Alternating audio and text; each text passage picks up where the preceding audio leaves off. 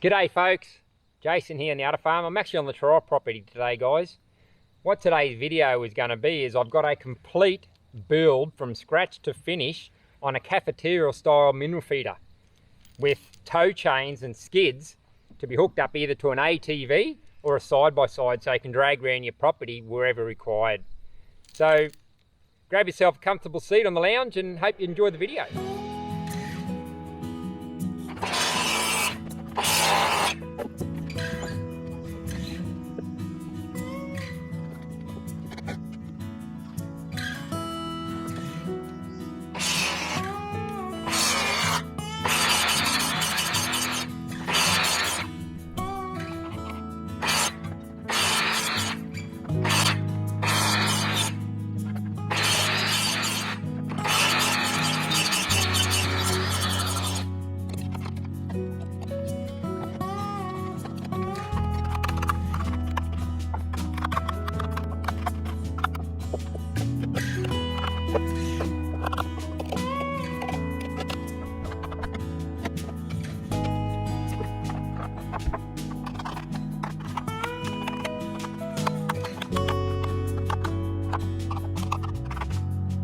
Alright guys, I've got all the pieces cut now. I forgot to mention before, I'm actually making two. If we're going to have trouble to do one, I might as well do two, keep a spare, one for the trial property and one for the adult farm. What I did, guys, also, I'll show you, to make the joint stronger, I actually recessed all those joints in on the corners, and that's where my partition plates are going. So all the way down there, they're all recessed in. That way there's more support and it's highly unlikely there's going to be any movement. I just didn't want to leave those corners the way they were, flush, because then if there's any pressure there's more of a chance of them coming out, and also a lot of the lumber is a bit warped, so I didn't want any of the minerals going between this brace and this support and running out. So that way it's got a nice corner there and it can't actually, product can't, or the mineral can't get around it. Right guys, what I'm doing now is I'm cutting some threaded rod. I'm going to put a threaded rod through the sides here, all the way across to the other side, and the same as the other end on the inside. And that just gives it extra support when it's in the paddock and being dragged around, and also if the cows decide to play with it. The fasteners just won't pull out. It'd have a threaded rod support, which are going through there, and there, and across there, and also across the front. I've already marked them up here. So there, and the other on the other side.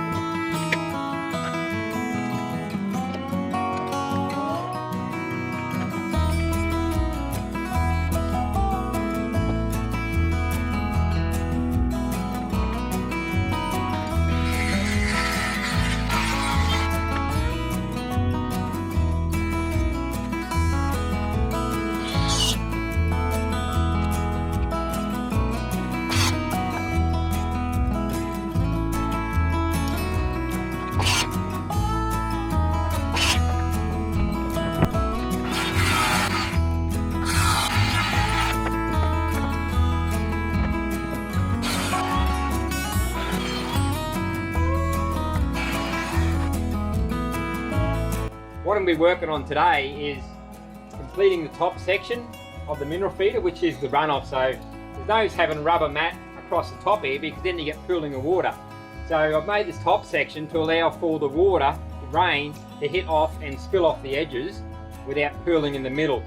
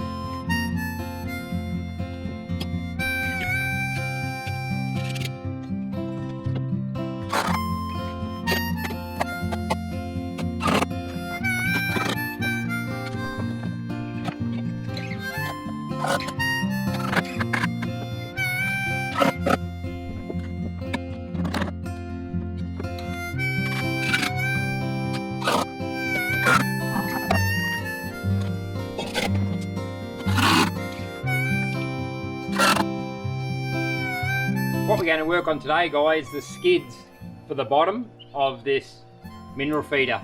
So I've got the timber there for the skids, but what I'm going to put on the bottom is angle line. I've got some 50 by 75 mil or 2 inch by 3 inch angle line, 5 mil, and that's going to go on the runners, so that way you're not wearing out your timber runners. So they'll just screw on, and I'll just bend them up to the angle and weld them, and then weld the chains to the front so I can drag it behind the quad. And the only thing I've got left to do then after that is paint the edges where I've cut to keep the water out, and put the rubber matting over the top, and then we're done. Without further ado, guys, I'll get started.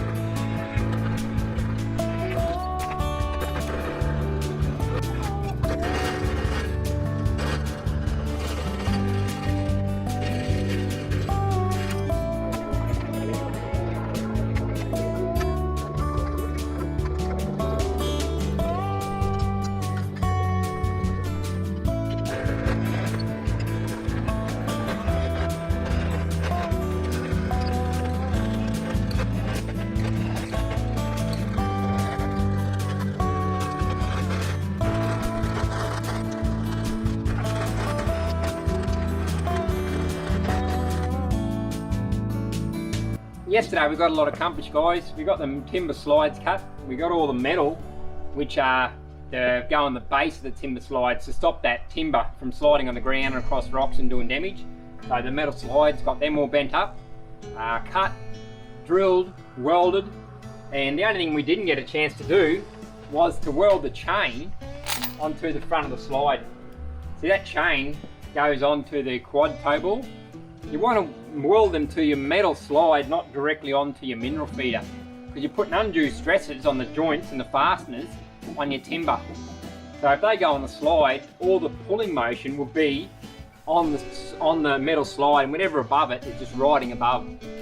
So weld them to your slides, guys. It's a good idea, your metal slides. So we'll get that welded.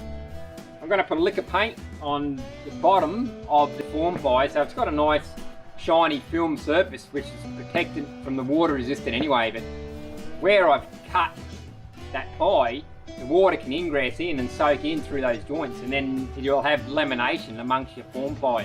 So we'll give it a lick of paint on all where I've cut underneath. I'm not too worried about the smooth section with the water resistant membrane on it, because it's pretty glossy and I don't think the paint's going to take to it unless I sand it, which is just a waste of time if you ask me. What I'm going to do is, say 12 months down the track, I'll keep an eye on it, and once that gloss wears off from going through the paddock and the wet grass, then I'll bring it back into an overhaul in the shed, and then I'll give it a quick sand and I'll give it a lick of paint then. I can't see why the benefit of giving a lick of paint now, and it's got that water membrane over it, just those joints where you've cut stopping ingress.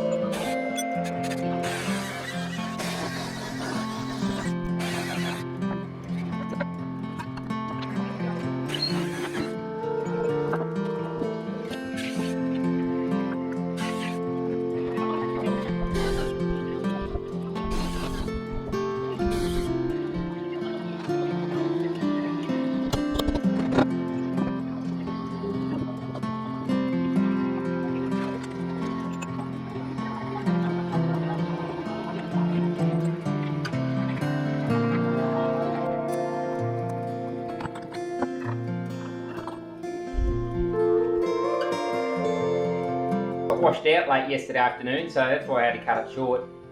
And it's not much better this morning. As you see, I started in the rain there this morning, drilling those set of holes on the skids on the second mineral feeder, and then I had to bring it inside because today I want to get that coat of paint. So it's wet conditions outside. So what I've decided to do, guys, is this form ply with this polished surface. I think yesterday I mentioned I wasn't going to paint it because it's got that protective membrane on it. I was going to do it 12 months down the track, but I thought while it's in the paddock, it's going to have cow poo, grass, mud all over it. It's probably just as easy to give it a light sand now, take that glazed surface off and paint it now while it's in the shop, while it's in pristine condition. So take the glaze off the paint will stick, so I'll paint the runners, the slides and the bottoms and the edges. I'm not going to worry about this softwood here because it's been treated. It's external timber, so I reckon it's good for, you know, garden beds or retainer wall. So I'm just going to let that fade and get to a natural timber. So I just want to paint the bottom, basically, which is going to be taking all the pressure of the water and the brunt of the ground, so sort of protect it a bit more. So even these screw holes here where I've drilled in, the water will seep in there, and I'm trying to stop that delamination. So I might as well get a paint coat now, guys. So I'll go ahead and give it a light sand and we'll get a coat of paint on it.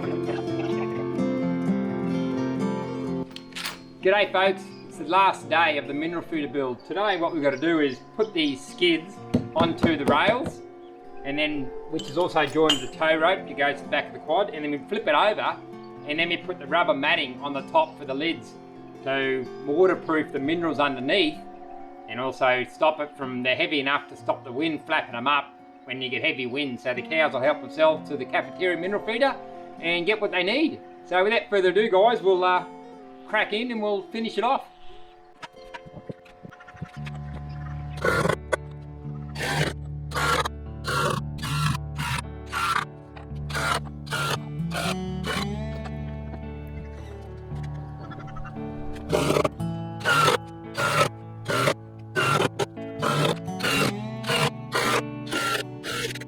You know, an inch of weld, good weld, can hold a ton in weight. So there's probably 2 inches of weld there.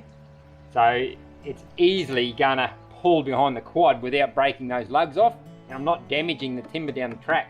So the slide and the metal will become a consumable, and hopefully that'll last longer than, you know, the slide. So that'll be the consumable, throw away, replace, not the sides of the mineral feeder.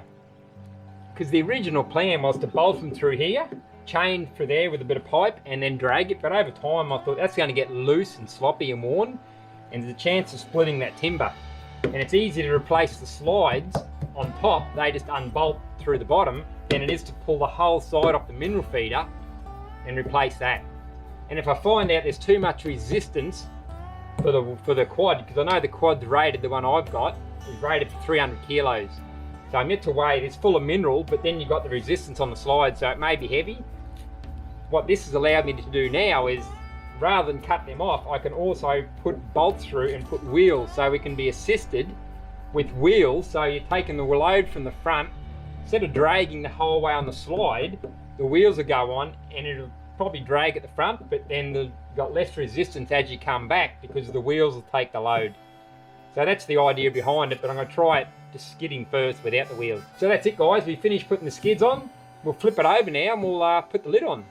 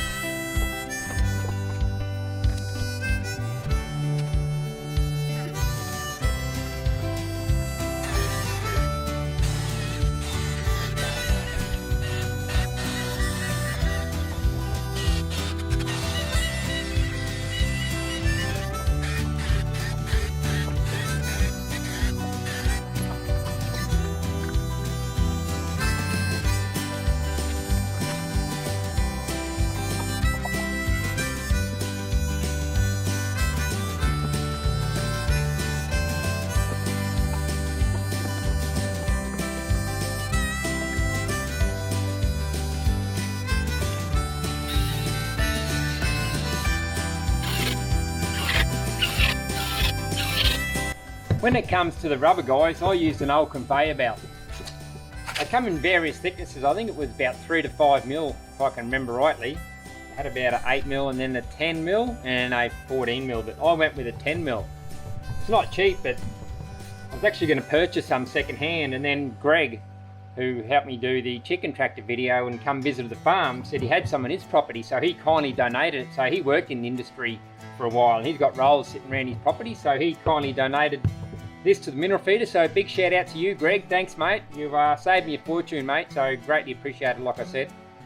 The lad did mention about the weight of this, it's 10 mil, so it is rather heavy, and he said, Dad, will the calves be able to, the newborns, be able to help themselves to the mineral feeder? And I said, no mate, they won't, plus they don't need to. Like at a young age, when they're first born up to 3 or 4 months, they actually don't need anything but their mother's milk. So the mother is helping themselves to this mineral style cafeteria on a daily basis, supplementing what she doesn't get from the grass. So she will eat what nutrients she needs, and what she's not urinating out or passing out in a manure stays in the system, so the calf will be getting that through her milk. So he'll be getting what he needs from his mum through the milk. And as he gets older and his neck muscles build up and he's at the point where he's weaning off, he will learn off mum how to feed out of the mineral feeder, and then he will be strong enough then with his neck to come and help himself through the mineral feeder. So no, they won't be able to get to it where they're young, but they don't need to. So I'll give you a quick look, guys. So there's obviously the chain. 10mm chain with got an eye there which I can put onto the quad's toe ball. And like I said, they go directly onto that angle line there. So they're welded there, so you're pulling, like I said, from the angle, not from the mineral feeder itself. So you're not putting any stress on the mineral feeder or the joints or the bolts. So that's easy, guys. They just flip it up and help themselves. So I've got 1, 2, 3, 4, 5, 10 compartments in there. And as you can see, I've built them up. So there's a vent space through there. I didn't want it sweating in the middle of summer, getting real hot under there, so that can breathe through there. The mineral can feed it, getting good airflow through there. And also, I plan using it for a sheep mineral feeder down the track, and if any get their head stuck in there and sheep decide to jump on top and play, they're not going to choke the other one out. So, like I said, I went tie rods. So there's a tie rod there, stay rod, threaded rod, for extra support. So there's the rails under there. So I went tie rods 2 places, the front, which goes, yep, inside that one, and the one at the back, which is external. And that's just the other side, guys. And as you can see, the bolting system for the sleds is just 3 bolts inside that compartment. And like I said, that's a consumable, the bottom sled, so I just unbolt them and put a new one if need be. So that's it. One mineral feeder, ready to go out the other farm, and then I'll get all the fences and watering system up. Well guys, all good things must come to an end. I really enjoyed this build, guys, and bringing it to you. I hope you've learnt something, or hope you can take something from it if you plan on building your own mineral feeder down the track. Next time you see this, it should be out at the other farm being towed behind the quad. On that note, guys, have a great morning, a terrific afternoon, and an awesome evening, guys, wherever you're watching this from, and we'll catch you later.